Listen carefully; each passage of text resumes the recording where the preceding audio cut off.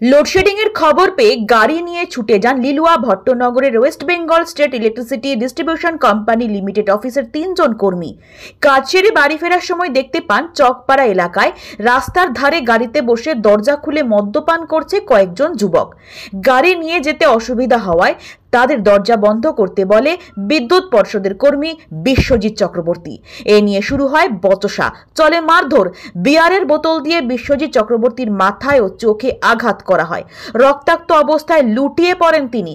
তাকে বাঁচাতে গেলে অন্য 2 কর্মী আক্রান্ত হন। খবর পেয়ে ঘটনাস্থলে আসে লিলুয়া থানার পুলিশ। গুরুতর জখম অবস্থায় এসএসকেএম হাসপাতালে ভর্তি করা হয় বিশ্বজিৎ চক্রবর্তীকে। পালিয়ে যাওয়া অভিযুক্ত 3 জন আমন সিং, অভিষেক রায় ও কৌশিক কাওয়াতকে গ্রেফতার করে পুলিশ। আজ হাওড়া আদালতে পেশ করা হয় 3 জনকে। কিরকম আছে? আমার ছেলে তো এখন আছে, ভালোই আছে, কিন্তু এখন কি বলতে পারছি। গতকাল রাত্রে গেছিল কলে। আচ্ছা, কলে গেছিল। কিসে কাজ করে? ও ইলেকট্রিক সাপ্লাই কাজ করে। আচ্ছা আচ্ছা, ইলেকট্রিক সাপ্লাই কাজ করে। ও কল থেকে নেমেছে, বলে মই থেকে নেমেছি। আচ্ছা, ওদেরকে বলেছে কোথায় সরো।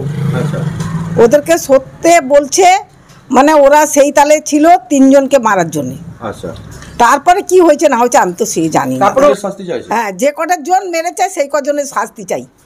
আচ্ছা, কে পালিয়ে গেছে, কে ধরা পড়েছে আমি তাতে জানি না, কিন্তু আমার শাস্তি চাই। ও রাত্রিবেলা কলে গেছে।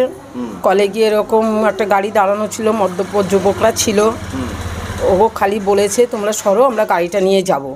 এই বলাতে ওরা একটু তর্কাতর্কি করাতে সাইড দিয়ে বিয়ারের বোতল দিয়ে আসল যে যার চোখ হয়েছে তাকে বোতল দিয়ে তাকে বাড়ি মেরেছে। বিশ্বজিৎকে বাড়ি মেরেছে। তারপর তো ওখান থেকে পুলিশের গাড়ি ছিল, ওরা তুলে নিয়ে গেছে, ওখান থেকে হসপিটালে ভর্তি করেছে জয়সওয়ালে। ওখান থেকে তারপর মেডিকেল নিয়ে গেছে।